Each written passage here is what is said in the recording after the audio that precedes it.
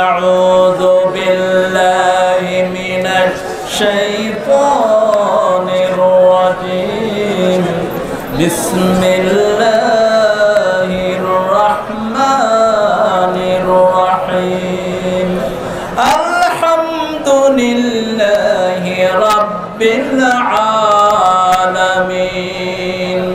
الرحمن الرحيم مالك يوم الدين إياك نعبد وإياك نستعين اهدنا الصراط المستقيم صراط الذين أنعمت عليهم غير المغضوب عليهم ولا الضالين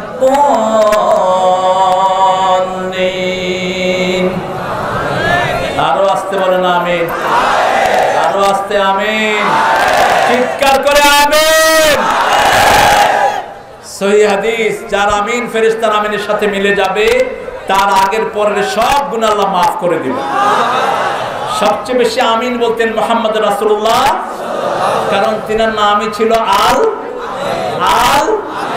এরপর হলেন রাহমাতাল লিল আলামিন। এই সূরাটি কোরআনের পরিপূর্ণ সূরা।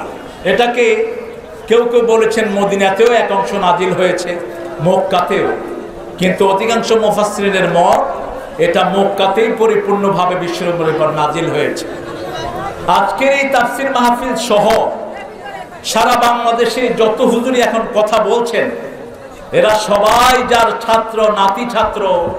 আমি নিজে যার কথা শুনে, যার মাহফিলে যে কথা শিখেছি, আল্লাহর সেই প্রিয় গোলামকে আল্লাহ হায়াত দারাজ করুন, আল্লাহ তার জীবনের সবগুলো কাজকে কবুল করুন। এই মাঠেও তিনি এসেছেন, চিনেন তো আপনারা, বিশ্ববিখ্যাত কোরআনের বুলবুল।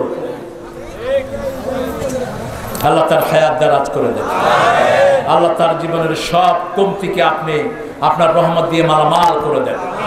একজন হাফেজের নাম বারবার মনে পড়ছে এলাকার, আব্দুর রশিদ, অত্যন্ত কণ্ঠ সুন্দর ছিল, তিনি চলে গেছেন। আল্লাহ তার কবরকে জান্নাতুল ফেরদাউস বানিয়ে দেন। আল্লামা আজিজুল হকের কবরকে আল্লাহ আপনি জান্নাতুল ফেরদাউস বানিয়ে দেন। আল্লামা সিফাতুল্লাহ সাহেবের কবরকে আপনি জান্নাতুল ফেরদাউস বানিয়ে দিন। আল্লামা রফিক সাইদির কবরকে আপনি জান্নাতুল ফেরদাউস বানিয়ে দিন। আমরা সূরা ফাতিহা থেকে কথা শুনবো, আপনাদের মন খারাপ নাই তো? একটু জোরে বলেন তো আল্লাহু আকবার। হয়েছে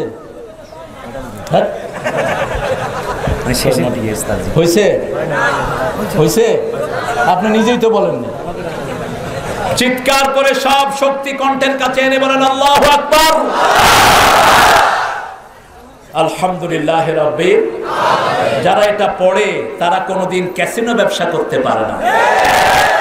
যারা এটা পড়ে তারা কখনো আবরারকে রোমের অন্ধ প্রকোষ্ঠ নিয়ে হত্যা করতে পারে না। যারা এটা পড়ে তারা কোনো ভাইয়ের চাকরি খেতে পারে না। যারা এটা পড়ে তারা কখনো কোনো দেবতার বদনামি করতে পারে না। অন্যরা মূর্তি পূজা করে, তাদের মূর্তি পূজার হিসাব তারা দিবে, ঠিক কিনা? আমার আল্লাহ বলেছেন অন্যের দেবতাকে তুমি গালি দিও না, তাহলে ওরা অজ্ঞতাবশত কাকে গালি দিবে? আমার আল্লাহকে। ইসলাম কত উদার আপনি চিন্তা করেন। রাসূল সাল্লাল্লাহু আলাইহি ওয়াসাল্লাম মসজিদে নববীতে বসা, একটা লাশ যাচ্ছে, রাসূল সাল্লাল্লাহু আলাইহি ওয়াসাল্লাম দাঁড়িয়ে গেলেন। সাহাবায়ে কেরাম বললেন ইয়া রাসূলুল্লাহ, এটা একটা ইহুদির লাশ, আপনি দাঁড়ালেন কেন?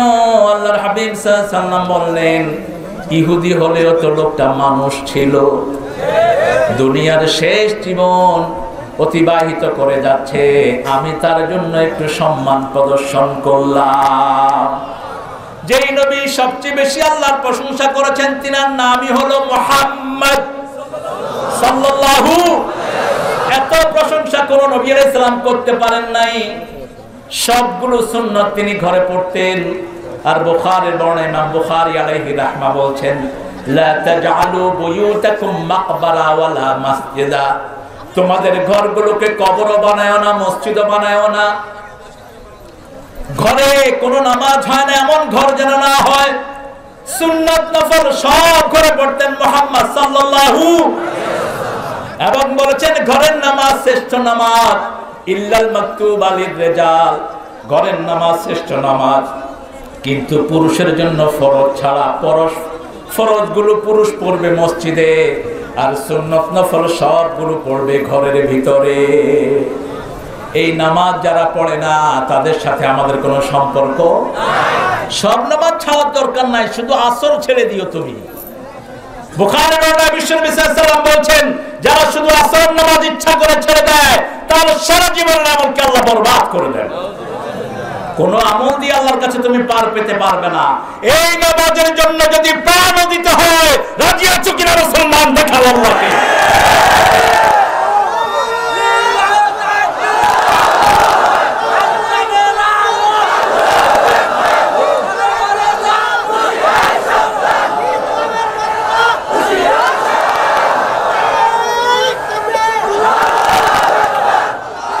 আল্লাহ আমাদেরকে নামাজ কায়েমকারী বানিয়ে দেন। চিৎকার করে বলে আমিন।